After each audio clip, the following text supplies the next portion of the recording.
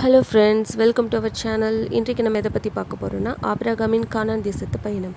வீடியோக்குள்ளே போகிறதுக்கு முன்னாடி நம்ம சேனலை சப்ஸ்கிரைப் பண்ணாதவங்களாம் சப்ஸ்கிரைப் பண்ணிக்கோங்க. வாங்க வீடியோக்குள்ளே போகலாம்.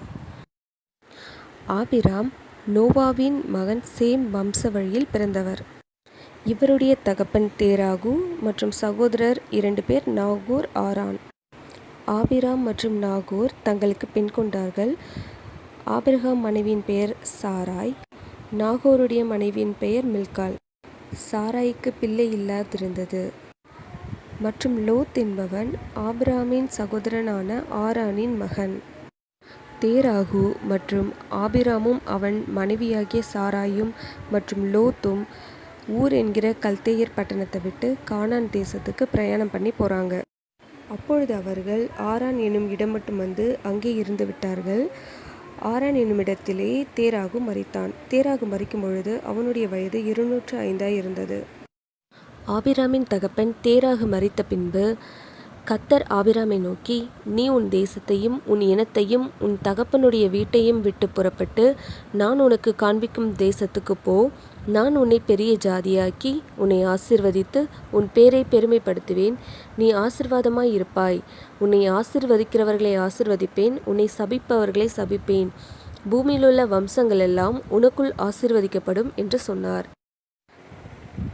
ஆபிராம் கர்த்தர் சொன்னபடியே அவனும் அவன் மனைவியாகிய சாராயும் தன் சகோதரன் மகனாகிய லோத்தும் அவர்கள் சம்பாதித்த சம்பத்தும் ஆரானிலே அவர்கள் சம்பாதித்த ஜனங்கள் எல்லோரையும் கூட்டிக் கொண்டு கானான் தேசத்துக்கு புறப்பட்டு போனான்.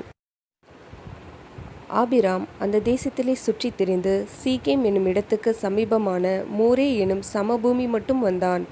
கர்த்தர் ஆபிராமுக்கு மறுபடியும் தரிசனமாகி, இந்த தேசத்தை உன் சந்ததிக்கு கொடுப்பேன் என்றார். அப்பொழுது தனக்கு தரிசனமான கர்த்தருக்கு அங்கே ஒரு பலிபீடத்தை கட்டினான். பின்பு ஆபிராம் தெற்கே பிரயாணம் பண்ணி கொண்டு போனான். அப்பொழுது தேசத்திலே மிகுந்த பஞ்சம் உண்டாயிற்று. தேசத்திலே கொடிய பஞ்சம் உண்டாயிருந்தபடியினால் ஆபிரகாம் எகிப்து தேசத்திற்கு போனான். ஆபிராம் எகிப்துக்கு போகும்பொழுது சாராயை பார்த்து, நீ பார்வைக்கு மிகுந்த அழகுள்ள ஸ்திரீ என்று நான் அறிவேன். எகிப்தியர் உன்னை பார்க்கும் பொழுது உன்னை உயிரோடே வைத்து என்னை கொன்று விடுவார்கள்.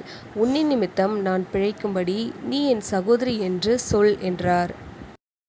ஆபிராம் எகிப்துக்கு வந்தபொழுது எகிப்தியர்கள் சாராயை பார்த்து மிகுந்த அழகுள்ள ஸ்திரீ என்று கண்டார்கள். பார்வோனுடைய பிரபுக்கள் சாராயை மிகுந்த அழகுள்ள ஸ்திரீ என்று பார்வோன் முன்னிலையில் அவளை புகழ்ந்தார்கள். பின்பு சாராய் பார்வோனுடைய அரண்மனைக்கு கொண்டு போகப்பட்டாள். சாராயின் நிமித்தம் ஆபிரகாமுக்கும் அவன் வேலைக்காரிகள் மிருக ஜீவன்களுக்கும் தயை கிடைத்தது.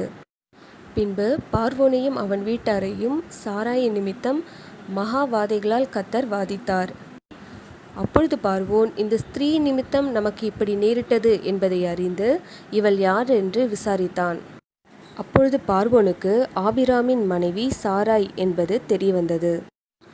பார்வோன் ஆபிராமிடம், ஏன் இப்படி செய்தாய்? இவளை ஏன் உன் சகோதரி என்று என்னிடம் சொன்னாய்? இவளை என் மனைவியாக கொண்டிருப்பேனே என்று சொல்லி ஆபிராமையும் அவனுக்கு உண்டான எல்லாவற்றையும் அங்கிருந்து அனுப்பிவிட்டார்கள். இதுவே ஆபிரகாமின் கானான் தேசத்து பயணத்தின் வரலாறு. தேங்க்ஸ் ஃபார் வாட்சிங். God bless you all.